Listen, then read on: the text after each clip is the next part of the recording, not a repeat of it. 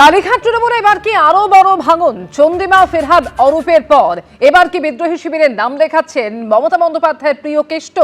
অনুব্রত মণ্ডল দক্ষ সংগঠক কেষ্ট মণ্ডল একটা নাম। বিধানসভা ভোটের রেজাল্টের পরে ৩০ বার কথা হয়েছে। কেষ্ট যোগদানের জল্পনার মধ্যেই এমনই দাবি করলেন ঋতব্রত বন্দ্যোপাধ্যায়। অপেক্ষা করুন, দুধ জল আলাদা হয়ে যাবে বলছেন আকরুজ্জামান। চন্দ্রিমা ভট্টাচার্য ফিরহাদ হাকিমদের পর এবার কি কালীঘাট তৃণমূলে আরো বড় ভাঙন ঘটতে চলেছে? উজ্জ্বল মুখোপাধ্যায় প্রতিনিধি এই মুহূর্তে টেলিফোনে রয়েছেন। উজ্জ্বল, যে জল্পনা তৈরি হয়েছে ঋতব্রত শিবিরের একের পর এক মন্তব্যে, তাতে বিদ্রোহী শিবিরে অনুব্রত মণ্ডলের যোগদানের সম্ভাবনা কতটা জোরালো হচ্ছে?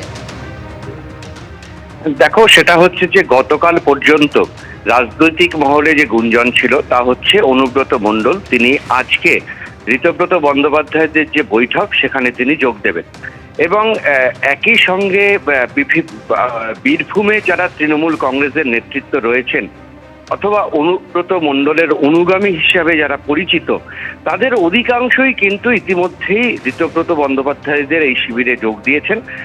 এমনকি কাজল শেখ, যার সঙ্গে অনুব্রত মণ্ডলের দীর্ঘদিনের একটা রাজনৈতিক লড়াই, সেই কাজল শেখও কিন্তু এখন এই ঋতব্রত বন্দ্যোপাধ্যায়দের শিবিরে অন্যতম মুখ।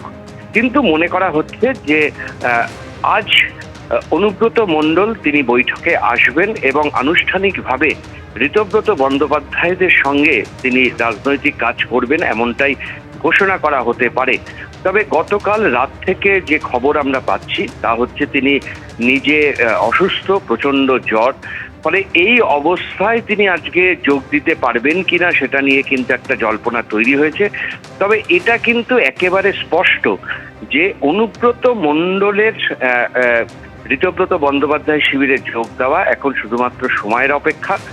অনেকেই মনে করছেন বা রাজনৈতিক মহলে যে চর্চা, দীর্ঘদিন ধরে তার সঙ্গে মমতা বন্দ্যোপাধ্যায়ের একটা দূরত্ব তৈরি হয়েছিল। বিশেষ করে এবারের নির্বাচনে আমরা দেখেছি যে অনুব্রত মণ্ডলকে অন্যান্য নির্বাচনে যেভাবে পাওয়া যায় এবারের নির্বাচনে কিন্তু তাকে সেই ভূমিকায় দেখা যায়নি এবং কাজল শেখকে দায়িত্বে আনা নিয়েও অনুব্রত মণ্ডলের সঙ্গে মমতা বন্দ্যোপাধ্যায়ের একটা দূরত্ব তৈরি হয়। আমাদের মনে আছে একটি সভায় দাঁড়িয়ে আমরা দেখি যে অত্যন্ত ক্ষুব্ধভাবে অনুব্রত মণ্ডল মমতা বন্দ্যোপাধ্যায়কে কিছু একটা বলছে নির্বাচনী সভায় দাঁড়িয়ে। তারপর থেকে দু একটি প্রকাশ্যে অনুব্রত মণ্ডল যেসব মন্তব্য করেছেন সেটাও কিন্তু কালীঘাট শিবিরের জন্য খুব একটা আশাব্যঞ্জক না। ফলে এখনো পর্যন্ত যা অবস্থা তাতে বড় কোনো হস্তক্ষেপ না হলে অনুব্রত মণ্ডলের ঋতব্রত বন্দ্যোপাধ্যায় শিবিরে আসাটা কার্যত সময়ের অপেক্ষা। সেটা হয়তো আজকেই হতে পারত, কিন্তু যেহেতু তিনি অসুস্থ, এই অবস্থায় তার পক্ষে আসা সম্ভব হবে কিনা তা নিয়ে একটা জল্পনা রয়েছে। তবে তিনি যে আসছেন এতে কার্যত কোনো সন্দেহ নেই। ধন্যবাদ উজ্জ্বল। কেষ্টদার সঙ্গে আমার নিয়মিত কথা হয়, গত কয়েক বছর ধরেই হচ্ছে। এখন রেজাল্ট বেরোবার পর কেষ্টদার সঙ্গে অন্তত 30 বার কথা হয়েছে। আমার মনে নেই 30 বার কি 30 বার কথা হয়েছে, আমি দায়িত্ব নিয়ে বলছি 30 টাইমস কেষ্টদার সঙ্গে আমার ফোনে কথা হয়েছে।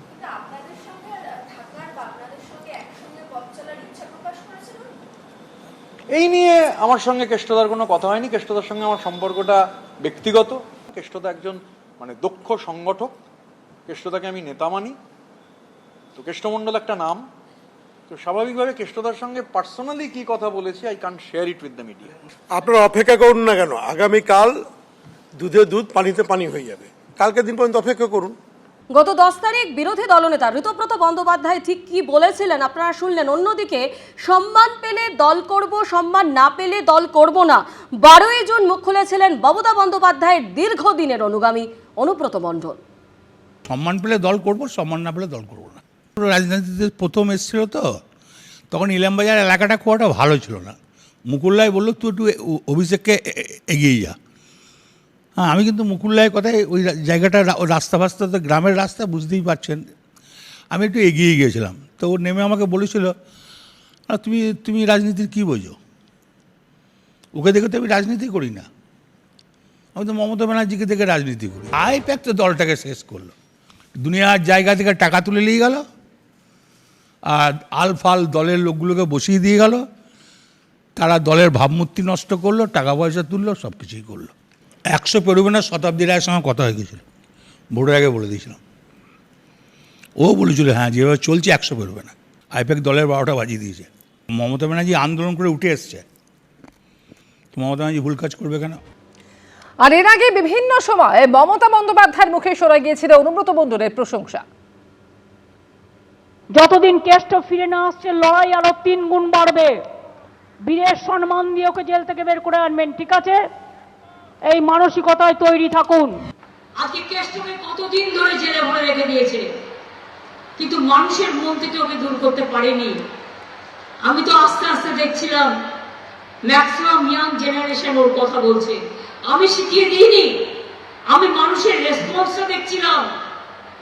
ও কাজ করেছে, কাজ করতে জানে। যদি ওর বিরুদ্ধে কোনো অভিযোগ থাকে, সেম অভিযোগ আপনাদের নেতাদের নামে কটা আছে? আজ পর্যন্ত একটা কেস আপনারা অ্যাকশন নিয়েছেন? আপনারা জানেন দীর্ঘদিন ধরে কেষ্টকে আপনারা কত ভালোবাসতেন, মাটির ছেলে। ওর অগুণ কি আছে আমি জানি না, কেসে কি আছে আমি জানি না, সেটা আইনের পথে চলবে। কিন্তু একটা গরিব লোক যদি ওর কাছে গিয়ে দাঁড়াতো, ও কিন্তু কাউকে কোনোদিনও ফিরিয়ে দিত না। আর জেলাটা ছিল ওর হাতের মুঠোয়। আমি অ্যাডমিনিস্ট্রেটিভ রিভিউ মিটিং করতে গিয়ে দেখেছি কিভাবে ও কাজ করত।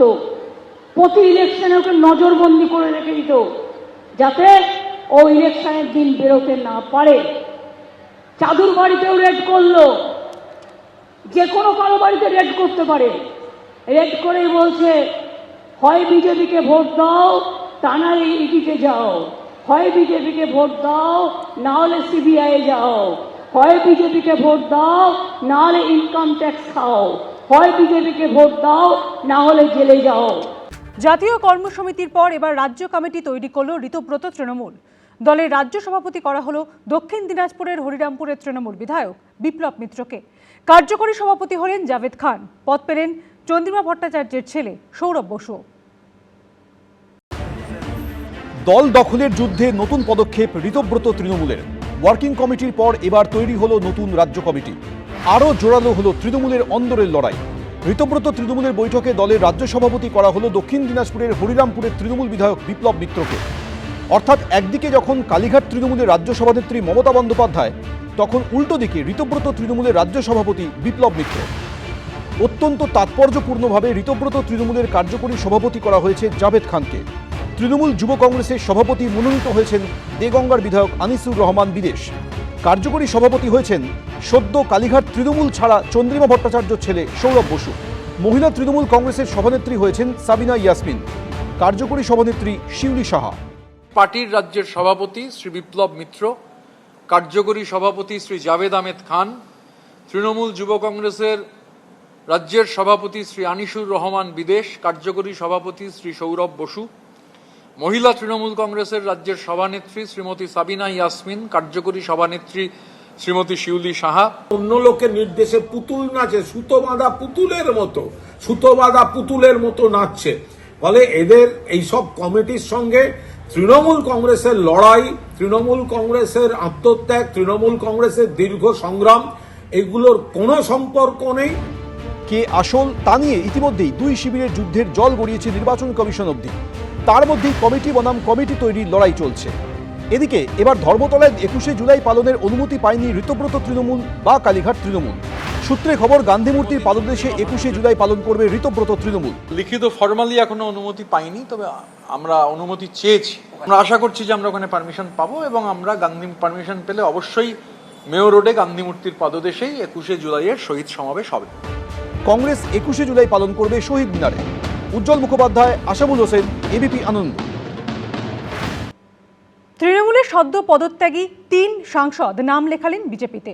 বৃহস্পতিবার বিকেলে ঢুকলেন, রাতেই বিজেপি রাজ্যসভার প্রার্থী করা হলো। দরজা খুলে দিয়ে তৃণমূলের সদ্য প্রাক্তন 3 সাংসদকে দলে নেওয়ার কারণ ব্যাখ্যা করার চেষ্টাও করেছেন শ্রমিক ভট্টাচার্য। আর রাগঢাক নয়, এবার সরাসরি দরজা খুলে দিল বিজেপি। সরাসরি ঢুকে পড়লেন তৃণমূলের সদ্য পদত্যাগী 3 সাংসদ। বিকেলে ঢুকলেন, রাতেই বিজেপির রাজ্যসভার প্রার্থী করা হলো। বিজেপিতে যোগ দিয়ে কেউ নরেন্দ্র মোদীর প্রশংসা করলেন, কেউ শুভেন্দু অধিকারী। কারো মুখে শোনা গেল মমতা বন্দ্যোপাধ্যায়ের সমালোচনা। The chief executive who cannot read the writing on the wall, she is finished, his party is over. মাননীয় মুখ্যমন্ত্রী শ্রী শুভেন্দু অধিকারী জি যেভাবে কাজ করতেছেন আমরা ওনাকে সাথ দেওয়ার জন্য এসেছি। এটা সংবিধানে কোনোখানে আছে যে যে আইডিওলজি মেনে আমি প্রথম রাজনীতি সেটার সঙ্গেই আমাকে থাকতে হবে? দরজা খুলে দিয়ে তৃণমূলের সদ্য প্রাক্তন 3 সাংসদকে দলে নেওয়ার কারণও ব্যাখ্যা করার চেষ্টা করলেন শ্রমিক ভট্টাচার্য। ব্যতিক্রম তো থাকবেই, বিচ্যুতি নয়, ব্যতিক্রম। যারা মানুষের সম্পত্তি লুট করেছেন তাদের জন্য দরজা বন্ধ। কিন্তু শ্রমিক ভট্টাচার্যের এই ব্যাখ্যা তার দল অর্থাৎ বিজেপিরই সবাই কি ভালোভাবে নিচ্ছেন?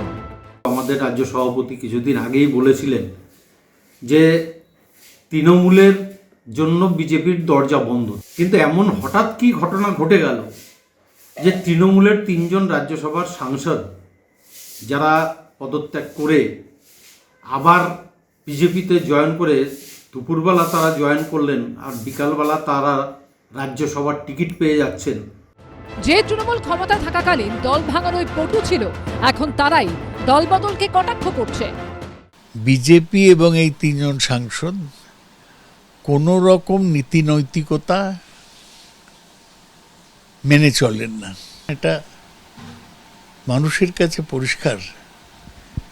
এই ধরনের নীতিহীন রাজনীতি বিজেপি প্রশ্রয় দেয়। কয়েকজনকে আমরা দেখছি সরাসরি বিজেপি হয়ে গেল, অনেকে সরাসরি বিজেপি হননি, কিন্তু এই ঋতব্রত তৃণমূল বলে যাদেরকে আপনারা এখন বলছেন তারা খাতায় কলমে তৃণমূলেই রয়েছে, কিন্তু বিজেপির কাছ থেকে তারা ইমিউনিটি পেয়ে গেছে। যারা তৃণমূলকে শাস্তি দেবেন বলে বিজেপিকে ভোট দিয়ে এনেছিলেন তাদের সঙ্গে প্রতারণা করলো বিজেপি, তাদের সঙ্গে বিশ্বাসঘাতকতা করলো বিজেপি।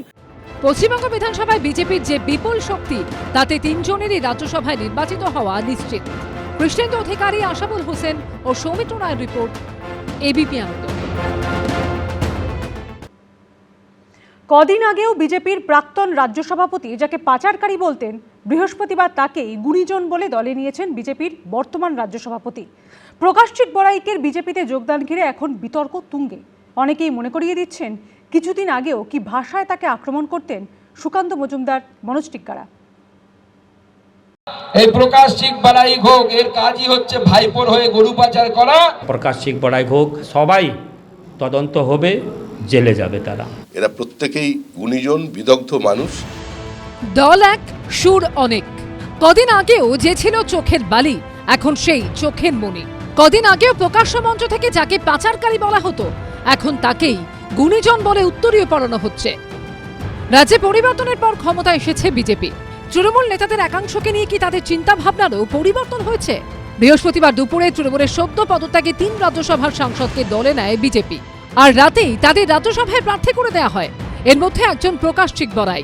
এতেই বিতর্কের ঝড় উঠেছে, কারণ এই প্রকাশচিক বড়াইকেই কিছুদিন আগে খোলা মঞ্চ থেকে গরু পাচারকারী বলে আক্রমণ করেছিলেন বিজেপি সাংসদ ও কেন্দ্রীয় শিক্ষা প্রতিমন্ত্রী সুকান্ত মজুমদার। তুমি সন্ধে হলে গরু পাচার করো, কোনো অসুবিধা নেই বাবা প্রকাশ, তুমি সন্ধ্যেবেলা ওটা চালিয়ে যাও। এই প্রকাশচিক বড়াই ঘোগ এর কাজই হচ্ছে ভাইপোর হয়ে গরু পাচার করা আর ভাইপোকে টাকা সাপ্লাই করা। ভাইপোর কাছে টাকা পাঠানো ছাড়া এর কোনো কাজ নেই। আর যতদিন টাকা পাঠাতে পারবে ততদিন রাজ্যসভা থাকবে, জেলা সভাপতির পদ থাকবে। এক ধাপ এগিয়ে প্রকাশচিক বড়াইকে গ্রেফতারের হুঁশিয়ারি দিয়েছিলেন আরেক বিজেপি সাংসদ মনোজ টিক্কা।